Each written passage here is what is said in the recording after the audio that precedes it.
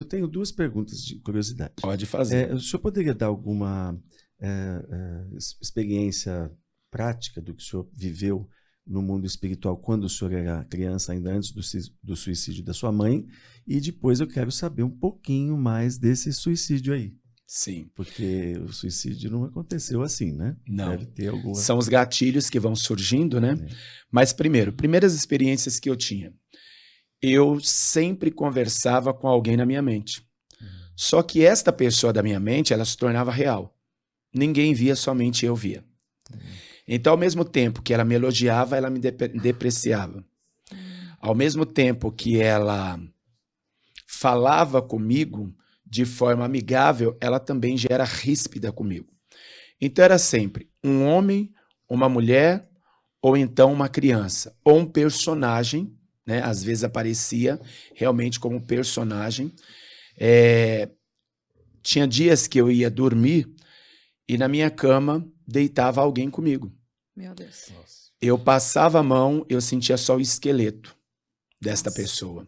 Você nunca andava sozinho? Nunca andava sozinho. Eu sempre sabia que tinha alguém comigo. E às vezes eu ouvia aquelas vozes, a voz dessa pessoa dizendo: se joga dessa ponte, se joga debaixo desse carro, pega uma faca e corta os pulsos. Corta no pescoço, mas corta 2 dedos abaixo do ouvido. Pega álcool ou gasolina e lança no teu corpo e risca o fósforo, ateia fogo. Eu sempre ouvi esse tipo de voz.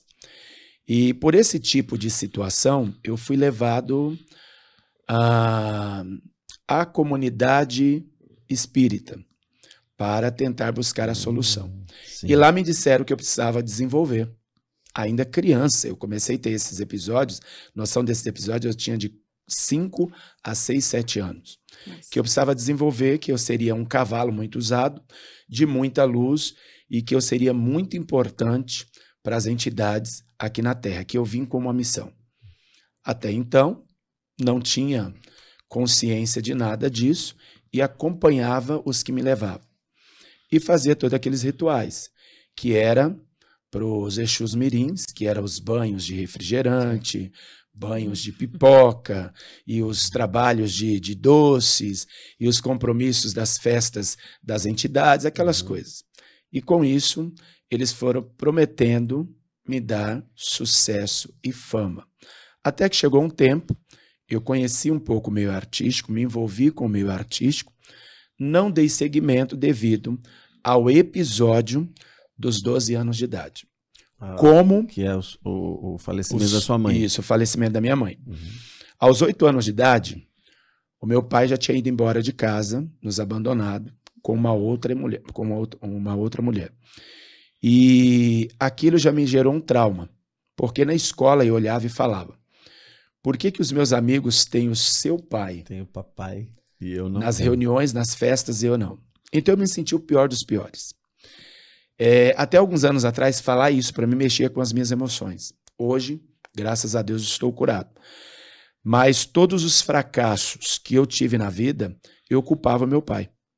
E quando chega aos 12 anos de idade, a minha mãe se tornou vítima do câncer do colo de útero. Nossa. E ela veio a falecer. E eu ajudei a cuidar da minha mãe 1 ano na cama. Meu Deus, tão novo, né? E essa época eu já tinha alguns compromissos, então eu conciliava os meus compromissos de trabalho também com o cuidado dela. E aquilo caía em cima de mim como se eu fosse o culpado. Você é o culpado por isso. Aquelas vozes falavam na minha cabeça que eu era o culpado por muitas coisas. Então eu me sentia reprovado.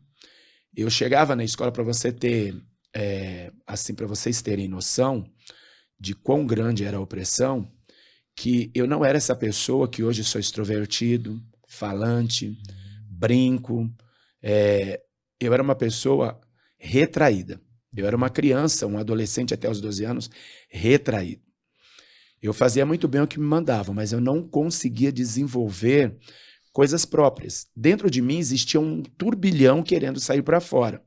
Eu sentia que eu era capaz, mas a minha cabeça dizia que eu não tinha condições. Eu vejo 3 coisas aí, apóstolo. Eu queria que o senhor falasse depois, né? A importância da família. Exatamente. Olha, como quando a gente fala, quando o Evangelho fala sobre a família que Deus constituiu, como ela é relevante, é um alicerce. O segundo são as consequências psicossomáticas que uma criança gera por meio da destruição da família, né?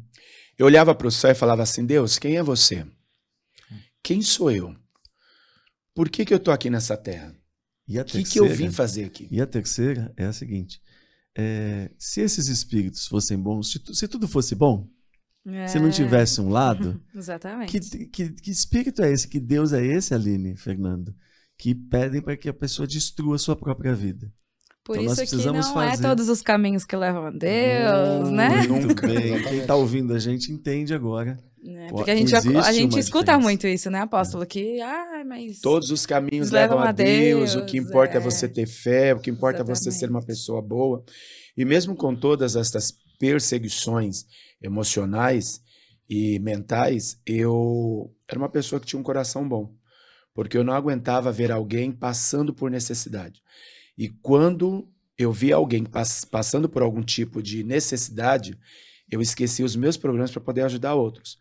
É onde entra aquela questão de que você faz o bem e está agradando a Deus. Como é que, se eu estou fazendo alguma coisa boa para alguém e estou agradando a Deus, por que eu era tão perturbado? Exatamente. Por que eu passava por tanta coisa? As boas obras não nos eximem. Não são pelas obras. Dos problemas. Então tem um segredo aí, né, apóstolo? Já deu o spoiler já. Não são pelas obras, né? É pela fé, obediência, pela santificação, pela entrega, né, em Cristo Jesus. E é aí onde eu olhava para o céu e perguntava a Deus se ele realmente existia.